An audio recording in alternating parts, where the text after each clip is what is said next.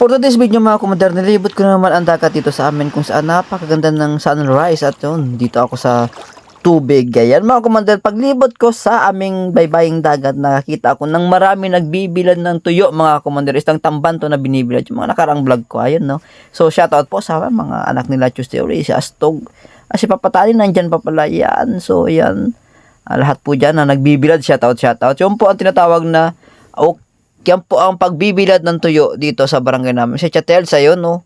Yan po, ganyan po ang proseso ng pagbibilad ng tuyo po sa amin. Kung makikita nyo yan, napakalinis po niyan. Tubig tabang po yung pinapanghalaw niya para mas mawala ang sobrang alat ng tuyo na binibilad dito sa amin. Si Makmak at si Paring James, ayan, ganyan po, magsalansan ng tambansa baklad.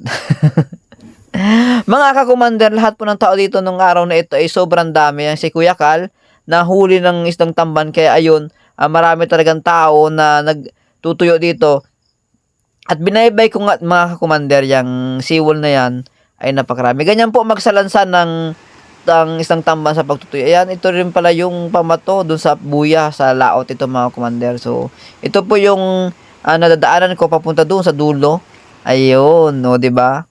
Oh, ha? Ayan, ito nga pala si Timinya. Tingnan mo mga komandero, simpleng lang rin, walang palakaya, pero nagbibilad ng tuyo. Ayun, yun po yung pinanghingian nila, tapos ibibilad nila. At pag natuyo ay pera po ay for dago. Ganyan po kami dito sa Masagisi mga kakomander. Tagang ito po, nakakalat po yung binibilad nilang tuyo. Kahit sa seawall meron, napakaganda sa lansan, no? Pantay-pantay talaga.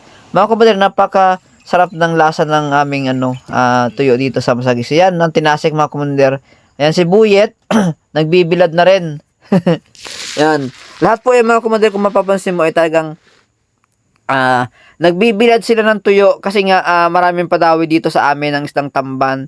So sa gustong bumili ng tuyo, pumunta lang po kayo dito sa Masagisi at marami po dito kayo mabibilan ng tuyo sa ngayon. Ayun, si Jason at si Hernan, magkapatid po yan.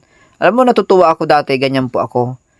Sumasama ako sa Bakulong, napupuyat, yun, naliligo ng maaga kasi nga kailangan tumalon sa dagat kapag halimbawa sumama ka dyan. So, bumibilad ng sobrang aga, pumapagpag ng sobrang bigat ng isda.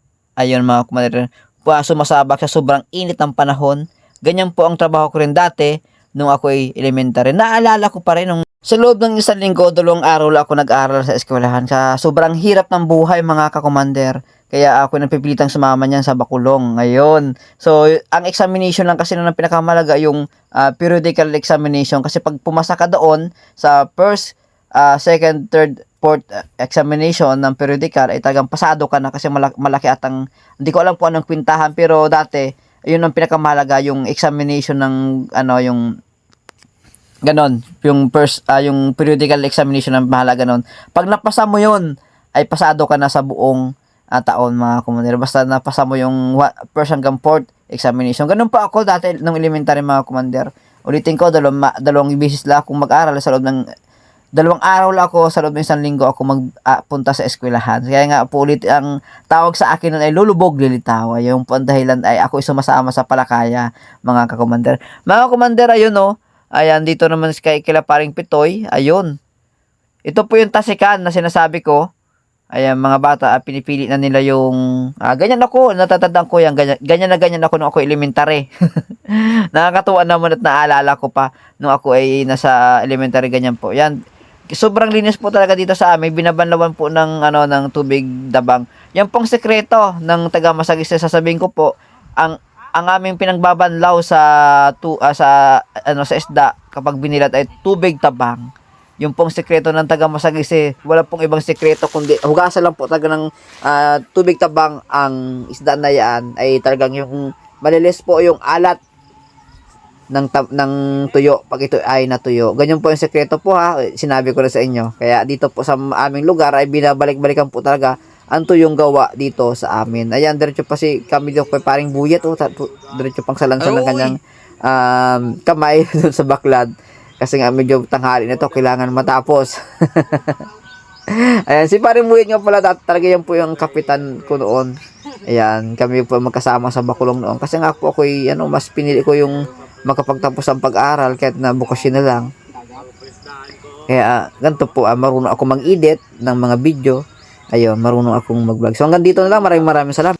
Kung nakaabot ka sa video ito at ikaw ay lagi nagsusuporta at nanonood kay Commander Dibek, so maraming salamat sa iyong suporta. So, ayan, paki-follow, paki-share naman po ng aking video. So maraming salamat mga ka-Commander.